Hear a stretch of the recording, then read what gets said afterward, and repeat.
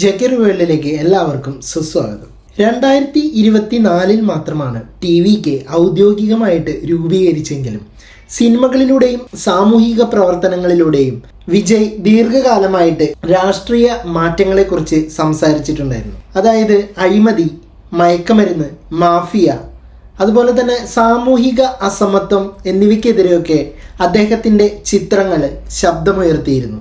2026 നിയമസഭാ തെരഞ്ഞെടുപ്പിലെ പെരമ്പൂര്, തൃച്ചി ഈസ്റ്റ് എന്നീ 2 മണ്ഡലങ്ങളിൽ നിന്നും മത്സരിച്ച് വിജയ് 2ഇടത്തും മികച്ച വിജയം നേടിയിട്ടുണ്ടായിരുന്നു. ചെന്നൈ ജവഹർലാൽ നെഹ്റു ഇൻഡോർ സ്റ്റേഡിയം, അവിടെയാണ് നമ്മുടെ വിജയുടെ സത്യപ്രതിജ്ഞ നടന്നത്. ആ സ്റ്റേഡിയത്തെക്കുറിച്ച് പറയുമ്പോൾ നമുക്ക് പഴയ കുറച്ച് കാര്യങ്ങൾ കൂടി പറയണം. ഞാൻ ആദ്യം അതൊന്ന് പറയാം, എന്നിട്ട് തൃശ്ശിയുടെ കാര്യത്തിലോട്ട് വരാം. തമിഴ് സിനിമയുടെ 100ാം വാർഷികാഘോഷം നടക്കുകയാണ്. അപ്പോൾ ആ ആഘോഷത്തിലാണ് ഈ വിജയെ സംബന്ധിച്ച ഒരു സംഭവം നടക്കുന്നത്. ഇന്ന് പലർക്കും റെസ്പെക്റ്റ് കൊണ്ട് ഓർമ്മ വരുന്നത് ഇതുകൊണ്ടാണ്. മുൻനിര താരങ്ങൾക്കും ഈ ജൂനിയർ ആർട്ടിസ്റ്റുകൾക്ക് പോലും ഈ ഫ്രണ്ട് സീറ്റ് നൽകിയപ്പോൾ രാഷ്ട്രീയവും വ്യക്തിപരവുമായിട്ടുള്ള പ്രശ്നങ്ങൾ കാരണം വിജയ്ക്ക് അർഹിച്ച സ്ഥാനം പോലും നിഷേധിക്കപ്പെട്ടുവെന്ന വിമർശനം.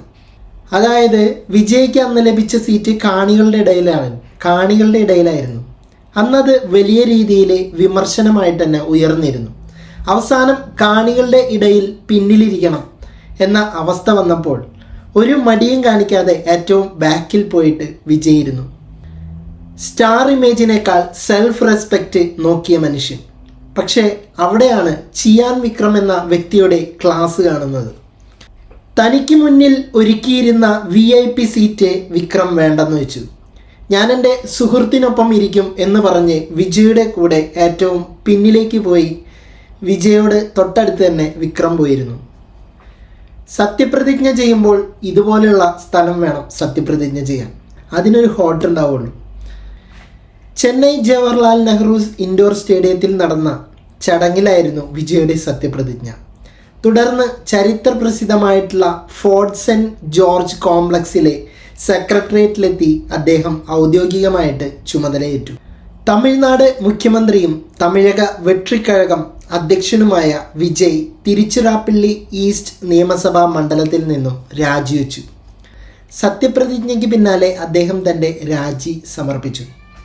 നേരത്തെ തമിഴ്നാടിൻ്റെ 13ാമത് മുഖ്യമന്ത്രിയായിട്ട് സത്യപ്രതിജ്ഞ ചെയ്ത വിജയ് താൻ മത്സരിച്ചു ജയിച്ച 2 സീറ്റുകളിൽ പെരമ്പൂര് നിലനിർത്താനും തൃച്ചി ഈസ്റ്റ് ഒഴിയാനും തീരുമാനിക്കുകയായിരുന്നു.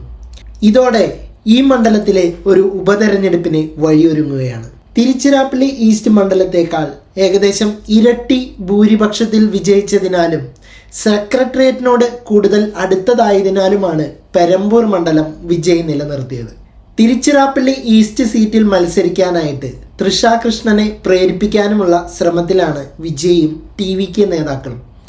എന്നാൽ രാഷ്ട്രീയ പശ്ചാത്തലമില്ലാത്തതിനാൽ രാഷ്ട്രീയത്തിലേക്ക് ഇറങ്ങാൻ തൃഷയ്ക്ക് വലിയ താല്പര്യമില്ലെന്നാണ് റിപ്പോർട്ടുകൾ സൂചിപ്പിക്കുന്നത്.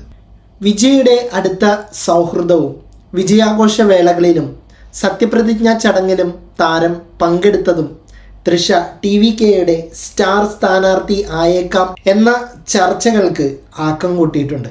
തൃഷ മത്സരിക്കുമെന്ന കാര്യത്തിൽ താരത്തിൻ്റെ ഭാഗത്തു നിന്നോ TV-യുടെ ഭാഗത്തു നിന്നോ ഇതുവരെ ഔദ്യോഗികമായിട്ടുള്ള സ്ഥിരീകരണമൊന്നും ഉണ്ടായിട്ടില്ലെങ്കിലും തൃഷയ്ക്ക് തന്നെയാണ് ആ ഒരു മണ്ഡലം വിജയ് പിടിച്ചു വച്ചിട്ടുള്ളത്. ഉൾവലിയിലുള്ള ചരട് നീക്കം അതായിരിക്കാനാണ് ഏറ്റവും കൂടുതൽ സാധ്യത. തൃഷ സമ്മതം മൂളുകയാണെങ്കിൽ വിജയ് ഒഴിഞ്ഞ തിരുച്ചിറാപ്പള്ളി ഈസ്റ്റ് സീറ്റിൽ തന്നെയാകും അവർ ജനവിധി തേടാൻ സാധ്യത. അങ്ങനെ വന്നാൽ ആ ഉപതെരഞ്ഞെടുപ്പ് അതീവ ശ്രദ്ധേയമായിട്ടുള്ള ഒരു പോരാട്ടമായി മാറും. വിജയും തൃഷയും തമ്മിലുള്ള ഓൺ സ്ക്രീൻ ജോഡി രാഷ്ട്രീയത്തിലും വിജയിക്കുമോ എന്ന് തീരുമാനിക്കേണ്ടത് അവിടുത്തെ വോട്ടർമാരായിരിക്കും. ഗില്ലി മുതൽ വിജയുടെ ഭാഗ്യജോഡിയാണ് തൃഷ. അത് സിനിമയിൽ. രാഷ്ട്രീയത്തിൽ എങ്ങനെയാവും? ഉപതെരഞ്ഞെടുപ്പിനുള്ള TV-യുടെ സ്ഥാനാർത്ഥി പട്ടിക പുറത്തു വരുമ്പോൾ മാത്രമേ തൃഷ രാഷ്ട്രീയത്തിലേക്ക് പ്രവേശിക്കുമോ അതോ വിജയുടെ വെറുമൊരു അടുത്ത സുഹൃത്തായിട്ട് മാത്രം സഹതാരം തുടരുമോ എന്ന കാര്യത്തിൽ വ്യക്തത ലഭിക്കുകയുള്ളൂ. സിനിമയിൽ നായകനാവാൻ ചെന്നപ്പോൾ വിജയുടെ മുഖം കണ്ടിട്ട് പ്രൊഡ്യൂസർ ചോദിച്ചൊരു ചോദ്യമുണ്ട്, ഈ സിനിമ ഈ ഒരു മുഖം കണ്ടിട്ട് ആരാണ് ടിക്കറ്റ് എടുക്കുകയെന്ന്. പിന്നീട് ആ മുഖമാണ് തമിഴ് ഇൻഡസ്ട്രിയിലെ ഏറ്റവും കൂടുതൽ പൈസ വാങ്ങിയെന്ന താരമായി മാറിയത്. ഇപ്പോഴിതാ രാഷ്ട്രീയത്തിലേക്കും. ജയലളിത അന്ന് ഇറക്കിവിട്ട അതേ സ്ഥലത്ത് ഇന്ന് സത്യപ്രതിജ്ഞ ചെയ്യുകയാണ്. ഇപ്പോൾ സത്യപ്രതിജ്ഞ കഴിഞ്ഞതിന് ശേഷം തന്നെ വിമർശനങ്ങൾ ഉയർന്നിട്ടുണ്ട്. വിജയുടെ സത്യപ്രതിജ്ഞയിലെ ദേശീയഗാനവും വന്ദേ മാതരവും പ്രാധാന്യം കൽപ്പിച്ചതും 3-ാം സ്ഥാനത്തേക്ക് തമിഴ് ഗാനത്തെ താഴ്ത്തിയതുമാണ് ഏറ്റവും പുതിയ വിമർശനം. പിന്നെ വിജയ് പ്രസംഗത്തിൽ പങ്കുവച്ച ഒരു വാക്ക്, ഖജനാവ് നക്കി വടിച്ച് തുടച്ചിട്ടാണ് ഇറങ്ങിപ്പോയിരിക്കുന്നത്.